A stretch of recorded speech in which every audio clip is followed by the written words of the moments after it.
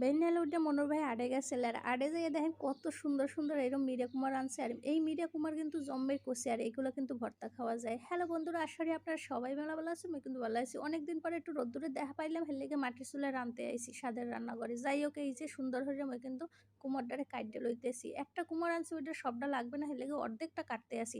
কাইটে কুইটে আবার সুন্দর হয়ে ধুয়ে টুয়ে লইছি। এই মিরিয়া কুমার ভর্তা কেটে কেটে খাইছেন অবশ্যই কইবেন।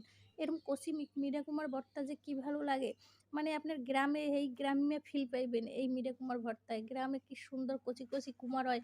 ওই জায়গাটা ২ টা সাইড দিয়ে কুমার আইনে এরকম ভাতের মধ্যে হেঁতো দিয়ে সকালবেলা গরম গরম ভাত দিয়ে খাইতে যে কি ভালো লাগবে। যাই হোক, এই যে ভাতটা যে সময় উতরাইছে ওই সময় আমি কিন্তু দিয়ে দিছি।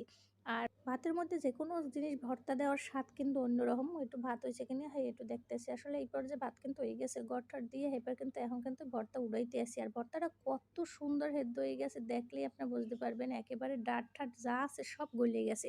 আর ভর্তা মাখার লগে লাগবে যে শুকনো মরিচ আগে থাকতেই টাইলে-টুইলে লইছি। আর এই যে গরম গরম এত আতে সইবে না, এর লেগে চামচের সাহায্যে ভাইঙ্গে-ঠাইঙ্গে লইতে আসি।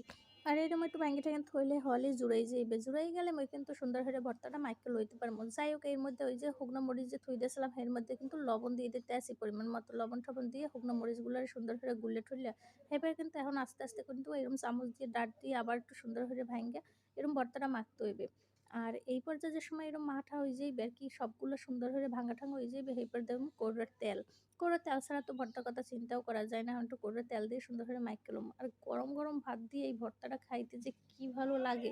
মানে দুপুরে ভাত যদি রান্না করেন এক ভর্তা দিয়েই খাওয়াই যাইবে। অন্য কিছুর থেকে আপনি চাউনির সময়ই পাইবেন না। এতটাই ভাল লাগে। মোর এই রেসিপি কোনো জায়গাতে যদি একটুকু ভাল লাগে তাহলে অবশ্যই এটা লাইক, সুন্দর কমেন্ট আর ফলো বাটন টিপ দিয়ে মোর পাশে থাকবেন। হেলে কিন্তু এরকম সুন্দর সুন্দর রেসিপিগুলো দেওয়া মাত্র পেয়ে যাবেন।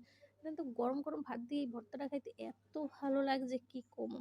তো বন্ধুগণ, আজকে এই পর্যন্তই। আপনারা অনেক অনেক ভালো থাকেন। আর এই কুমড় ভর্তা কেটে কেটে খাইছেন অবশ্যই কিন্তু জানাইবেন।